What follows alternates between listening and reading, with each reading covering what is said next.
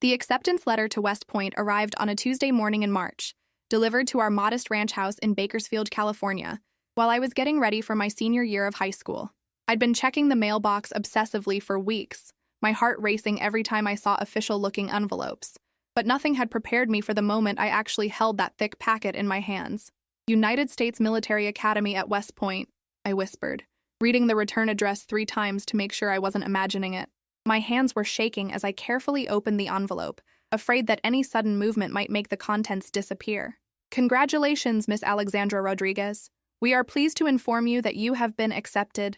I stopped reading and let out a scream of pure joy that probably woke up half the neighborhood. After 4 years of perfect grades, countless hours of community service, leadership positions in every club I could manage, and a grueling application process that had consumed most of my senior year, I'd actually done it. I was going to West Point. Alex, what's all the screaming about? My mother appeared in the kitchen doorway, still in her nurse's scrubs from the night shift at Kern Medical Center. At 45, she looked perpetually exhausted, her dark hair pulled back in a practical ponytail, and her face lined with the kind of weariness that comes from working double shifts to pay the bills. Mom, I got into West Point. I thrust the letter toward her, practically bouncing with excitement. She took the letter and read it slowly, her expression shifting from confusion to concern. West Point? The military academy? Yes. Mom, this is incredible. Do you know how competitive this is? They only accept about 10% of applicants, and I got in. I'm going to be an officer in the United States Army. Instead of the celebration I'd expected, Mom's face crumpled with worry. Alex, honey, this isn't what we talked about. You were supposed to apply to nursing school, remember? We discussed this. Nursing is a stable career, good benefits, and you could work anywhere. Mom, I applied to nursing programs too, but this is West Point. This is my dream. Since when is the military your dream? You're 18 years old. You don't know what you want yet. Before I could respond, my father walked into the kitchen, drawn by the commotion. Roberto Rodriguez was a man shaped by hard work and limited expectations. Having spent 20 years as a mechanic at the local Ford dealership, he'd immigrated from Mexico when he was 16, worked his way through community college, and built a life focused on stability and practicality above all else. What's going on? He asked, pouring himself coffee from the pot Mom had made before her shift. Alex got accepted to some military school, Mom said, handing him the letter with the tone she might use to announce a concerning medical diagnosis. Dad read the letter, his thick eyebrows rising higher with each paragraph. West Point? Alex? This is... He paused, and for a moment I thought he might actually be proud. This is completely unrealistic. The words hit me like a physical blow. Unrealistic? Dad, I got accepted to one of the most prestigious institutions in the country. Mija, listen to me. You're a smart girl, but you're also a dreamer. The military isn't for people like us. That's for rich kids whose fathers are generals, for people with connections. You'll get there and realize you don't belong. Dad, that's not true. West Point is a meritocracy. They accepted me because of my grades, my test scores, my leadership experience. Leadership experience? My older brother Carlos chose that moment to walk into the kitchen, still in his pajamas despite it being nearly noon. At 23, Carlos had been living at home since dropping out of community college 3 years earlier, bouncing between part-time jobs and spending most of his time playing video games. Alex, you were president of the debate team. That's not leadership, that's just talking a lot. The casual dismissal in his voice stung more than I expected. Carlos, I was also class vice president, captain of the academic decathlon team, and I organized the school's largest fundraiser in 5 years. All nerdy stuff, he said, grabbing a bowl for cereal. Military leadership is different. That's about commanding respect from tough people in dangerous situations. You faint at the sight of blood. I do not faint at the sight of blood. You fainted when I cut my finger making a sandwich last month. That was different, and you know it. You were being dramatic about a tiny cut. My younger sister Maria, home for spring break from her sophomore year at UC Davis, had been listening from the living room and finally joined the conversation. At 20, Maria was everything I wasn't. Effortlessly social, naturally beautiful, and completely content with conventional expectations. Alex, be realistic, she said with the patronizing tone she'd perfected since starting college. You're 5'3", and you've never been in a fight in your life. You cry during Disney movies. The military is for people who are, tougher. There are plenty of women in the military, Maria, and intelligence matters more than physical size. But why would you want to? Mom interjected. Alex, you could be a nurse practitioner, maybe even a doctor. You could have a normal life, get married, have children. Why would you want to spend your life around weapons and violence? I looked around at my family, the people who were supposed to support my dreams and celebrate my achievements, and felt more alone than I'd ever felt in my life. The acceptance letter that had filled me with such joy just minutes earlier now felt like evidence of how fundamentally different I was from everyone I was supposed to be closest to. Because I want to serve my country, I said quietly. Because I want to lead people and make a difference. Because I want to prove that someone like me, someone from Bakersfield, someone whose parents worked their way up from nothing, can achieve something extraordinary. Dad set down his coffee cup with the kind of deliberate movement that suggested he was choosing his words carefully. Alex, I'm proud that you work hard and get good grades. But this military fantasy isn't realistic. You're setting yourself up for disappointment. It's not a fantasy, Dad. It's an opportunity. An opportunity to what? To get yourself killed in some war? To spend 4 years pretending to be something you're not? Mija, you're a smart girl. Use that intelligence for something practical. The conversation continued for another 30 minutes, with each family member taking turns explaining why my acceptance to West Point was either unrealistic, dangerous, or a waste of my potential. By the time I retreated to my bedroom, I felt like I'd been through a battle and lost. I sat on my bed, holding the acceptance letter and trying to reconcile the achievement it represented with my family's reaction. This was supposed to be one of the happiest days of my life, but instead I felt isolated and misunderstood. That evening, I called my guidance counselor, Mrs. Patterson, who had been instrumental in helping me navigate the West Point application process. She'd served in the Air Force before becoming an educator, and was one of the few adults in my life who understood my military aspirations. Alex, congratulations! I knew you'd get in. How are you feeling? Confused, I admitted. My family thinks I'm making a huge mistake. They think I'm not cut out for military life. What do you think? It was a simple question, but it forced me to look past my family's doubts and examine my own convictions. I think they're wrong. I think they're so focused on playing it safe that they can't see the possibilities. I think they love me, but they don't understand me. Alex, I've worked with hundreds of students over the years, and I can tell you with absolute certainty that you have what it takes to succeed at West Point and in the Army. The question is whether you believe in yourself enough to pursue your dreams, even when the people closest to you don't support them. That night, I made a decision that would shape the rest of my life. I was going to West Point, with or without my family's blessing. I was going to prove that their limitations didn't have to be my limitations, that their fears didn't have to become my reality. I had no idea that this decision would lead to achievements beyond anything I'd ever imagined, or that one day my family would see me on national television and realize just how wrong they'd been about their unrealistic daughter. West Point was everything my family said it would be, and nothing like they'd imagined. The first year nearly broke me. Beast Barracks, the intensive summer training program, pushed me beyond every limit I thought I had. I was screamed at, tested, challenged, and stripped down to my core only to be built back up stronger. My family's words echoed constantly. You're too small. You're not tough enough. You don't belong there. During the darkest moments, crawling through mud at 5 a.m., struggling with 20-pound packs, watching classmates quit and go home, I almost believed them. But something inside me refused to surrender. When upperclassmen yelled that I was weak, I pushed harder. When physical training seemed impossible, I found reserves I didn't know existed. When academic pressure mounted, I studied longer than anyone else. My roommate Jennifer, whose father was a colonel, noticed my determination.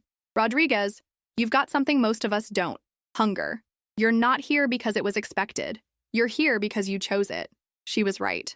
While some classmates coasted on family legacy, I fought for every achievement.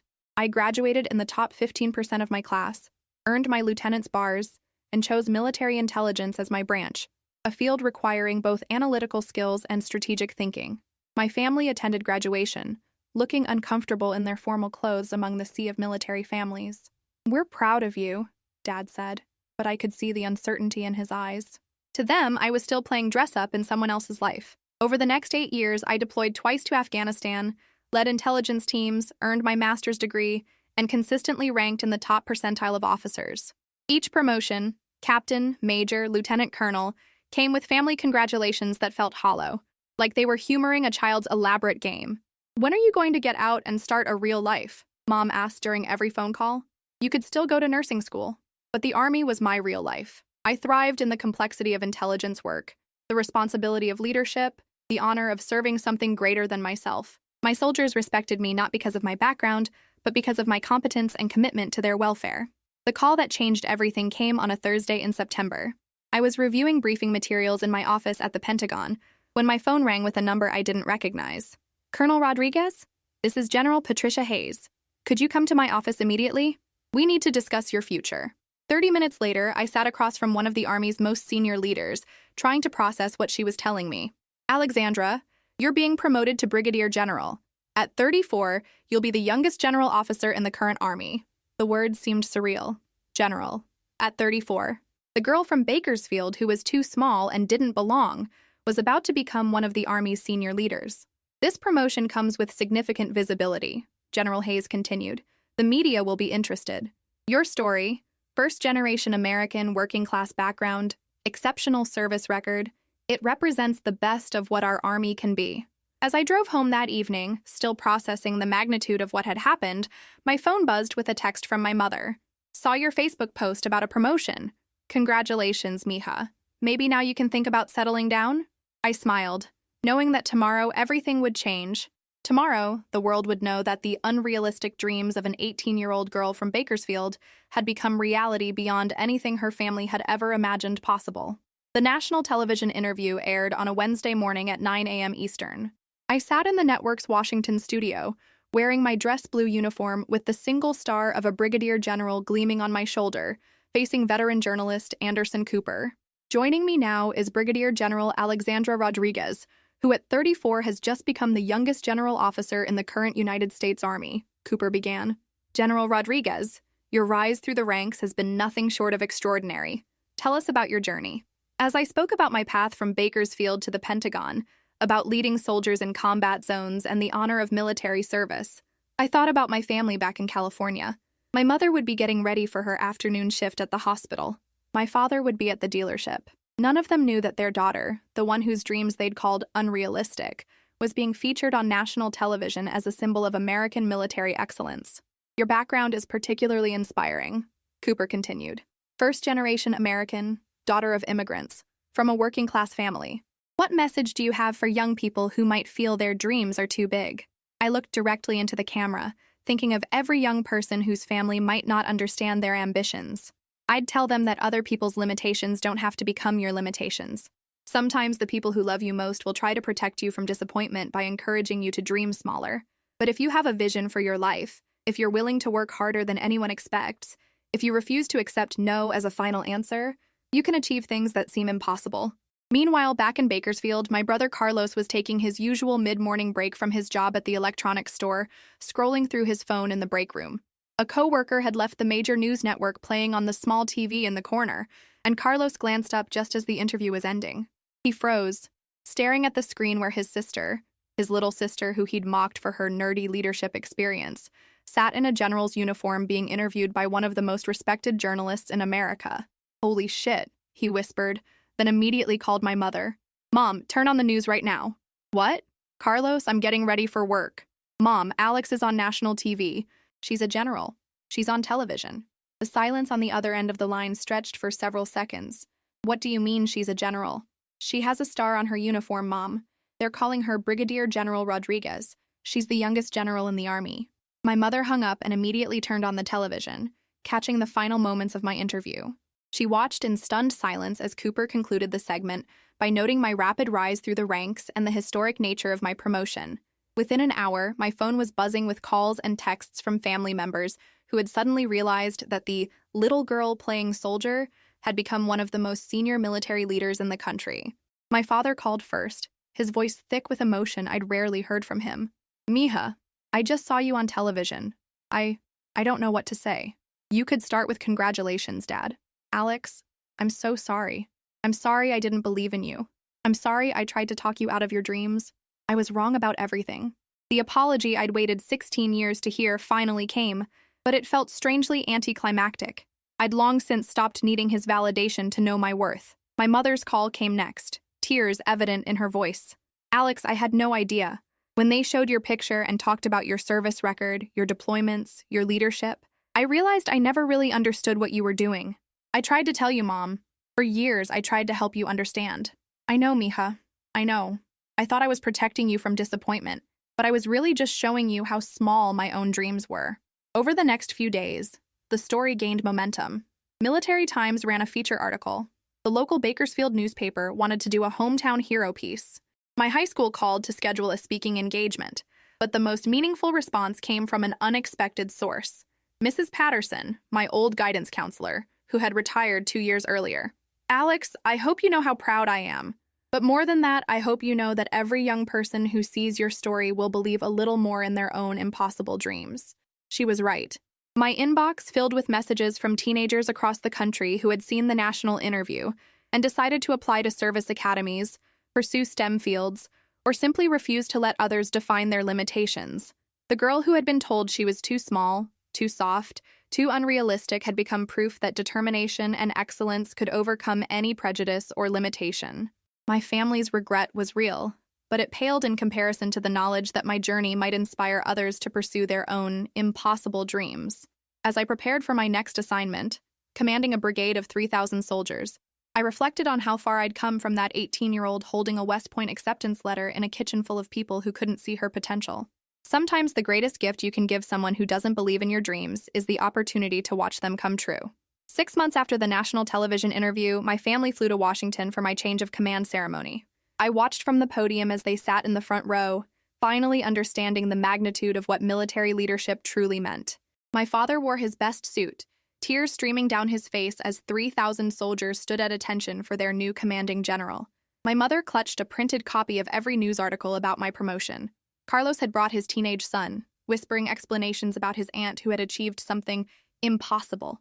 After the ceremony, Dad approached me with the same humility I'd seen during his phone call months earlier. "Mija, I spent so many years trying to protect you from disappointment that I almost cost you your destiny. Can you forgive me?" I looked at this man who had worked so hard to give me opportunities, even while limiting my dreams. "Dad, there's nothing to forgive. You loved me the best way you knew how. Now you know me better." The real victory wasn't their acknowledgement. It was that I'd stopped needing it years ago. I'd built a life on my own terms, served my country with honor, and proven that a girl from Bakersfield could lead soldiers into combat and emerge as one of America's youngest generals. My family's regrets were genuine, but they were no longer my burden to carry. I'd learned that sometimes you have to be willing to disappoint the people you love in order to become who you're meant to be. Standing there in my general's uniform, surrounded by soldiers who respected my leadership and a family who finally understood my worth, I realized that the 18-year-old girl who'd refused to let others define her limitations had given herself the greatest gift of all, an authentic life lived without compromise. Some dreams are worth fighting for, even when you have to fight alone.